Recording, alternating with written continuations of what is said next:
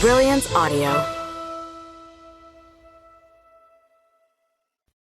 Meet Me Tonight in Atlantic City by Jane Wong, performed by the author. The doctor places his hands on the patient's face and exerts pressure on the upper maxillary nerves. This creates a temporary numbness similar to what happens when one's foot goes to sleep. Diane Lee, The Barefoot Doctors of Rural China. All the shimmery ache in one place. Don Lundy Martin, Life in a Box is a Pretty Life. 19 and 30, first lower molars.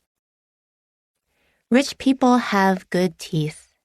Even the back molars, which are deep caves where bioluminescent animals live. If I open my mouth, you can practically see the glowing lure of a lanternfish with teeth so big it can't even close its mouth. A fellow classmate I'll call Kristen was a popular rich girl in my middle school and probably had polished molars like spotless K-Swiss sneakers. For my 8th grade graduation, my mother and I picked out a floral A-line sundress from Lord & Taylor. It was important to look rich, even if you weren't. For this dress and all our dresses, my mother worked until her palms were bruised and cut from lugging MSG bins and hacking spare ribs at the restaurant. Or in later years, peppered with paper cuts and bouts of vertigo from sorting mail at the post office. This is the dress, my mother nodded, spinning me around, despite the fact that it was most definitely not $19.99, the absolute max for clothes. The year was 1998. There was no red sticker, no coupon clipped from junk mail. It's too much, I protested. You're so pretty in it. Now straighten your back when you walk, she said, and so I stretched myself upward as if pulled by a string. But when I showed up in the same outfit as Kristen, I felt the peonies rise from my dress and smack themselves onto my cheeks. Sneers from Kristen and her mean girl clique seethed through fence-straight teeth, glowing like little white ghost babies. What a wannabe, what a loser, copycat. And then worse, ew, what's her name anyway? There it was, the familiar giggling of erasure, of buying fancy dresses without blinking.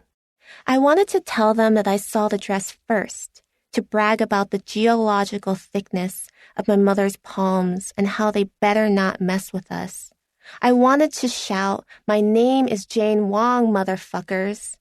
Instead, I wore my oversized Gap hoodie over my dress and imagined cowering in a locker or being absorbed by the peeling plaster of the hallway. Ultimately, Kristen and her friends' parents chose private high schools because our public school was not great. Read, our school had too many immigrant and black and brown teenagers for their liking. Rich people have teeth so white and smooth and straight. Sometimes you want to knock those teeth right out and stuff them into your own mouth. 8. Central incisor.